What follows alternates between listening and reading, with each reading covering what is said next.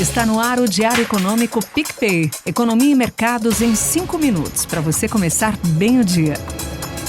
Olá, bom dia! Hoje é terça-feira, dia 18 de fevereiro de 2025 e esse é o seu Diário Econômico PicPay. O feriado nos Estados Unidos abriu margem para que os investidores olhassem mais atentamente ao cenário doméstico. O dólar subiu de forma generalizada, mas com menos ímpeto em relação ao real. Dados de inflação ajudaram na alta da moeda, que era limitada pelas mudanças no cenário político e pela expectativa de entrada de recursos externos a partir de março com a exportação de safra de soja. O câmbio, então, fechou nos R$ 5,71, com uma alta de 0,29% frente ao real.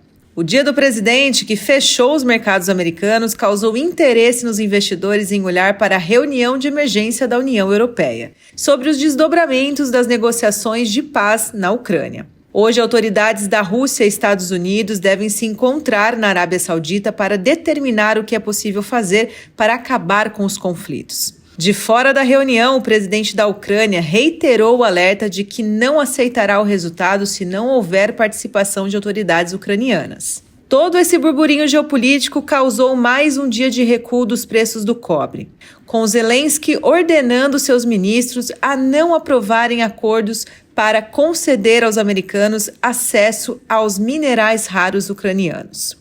Por outro lado, o petróleo foi impulsionado pela notícia de que a União Europeia está preparando novas sanções destinadas a limitar a tal da frota fantasma da Rússia. Esse nome foi dado à operação que transporta petróleo ilícito para os russos.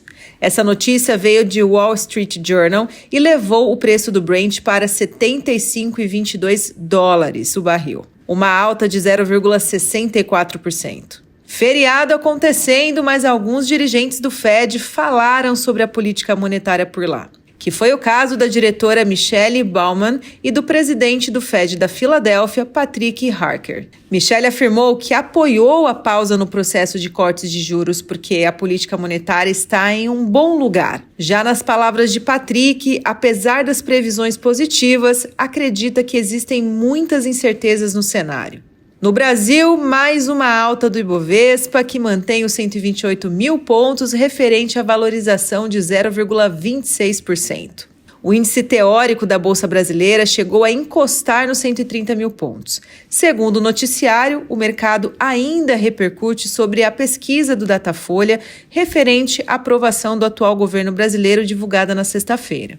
Os juros futuros deram sequência ao rally de fechamento da curva, encerrando a sessão com queda firme, com destaque para a ponta mais longa da curva. No entanto, na ponta curta da curva, a queda era limitada pela piora das expectativas de inflação do Boletim Focus e pelo resultado do IGP-10. O dado de inflação mostrou uma alta de 0,87% em fevereiro, acima do registrado em janeiro. Analisando o dado, o IPA total, que é aquela parcela que repassa 60% para dentro do IPCA, passou de 0,57% em janeiro para 1,02% em fevereiro. E o que tudo indica é que os itens como café, ovos, petróleo e gás natural no atacado já indicam o IGPM mais próximo de 1% para a medição de fevereiro. Mas o destaque da agenda econômica foi mesmo o IBCBR, dado de atividade considerado o nosso PIB mensalizado. Na margem, o IBCBR registrou uma retração de 0,7% em dezembro, após ter subido 0,2% na leitura anterior. Na comparação com o mesmo mês de 2023, a atividade cresceu 2,4%, consolidando o nono resultado positivo seguido nesta comparação. O resultado do IBCBR ficou em linha com o desempenho das principais pesquisas mensais do IBGE no final do ano passado. A famosa sopa de letrinha do setorial brasileiro, PIM, PMS e PMC, indústria, serviços e comércio, respectivamente. As medições desses setores também apresentaram retração no mesmo período. O desempenho de dezembro fez o indicador do BC se afastar da sua máxima histórica, que passou a ser setembro de 2024, na série revisada e ajustada sazonalmente. Ainda assim, está 9% acima do patamar observado em fevereiro de 2020, período pré-pandemia.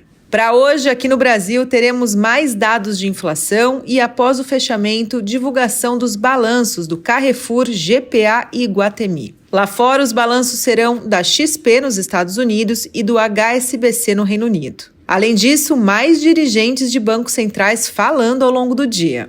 Pessoal, agenda econômica esvaziada, nos resta observar os impactos que virão de outros lugares e por isso eu destaquei a agenda de balanços. Mas pode fazer fumaça no cenário político também. O ministro Fernando Haddad tem reunião com o presidente do Senado, Davi Alcolumbre, e à tarde com o presidente Lula. Já o presidente do Banco Central tem reunião com a Comissão de Valores Mobiliários, a CVM. Vamos acompanhando com aquela sorte de sempre, bom dia e bons negócios.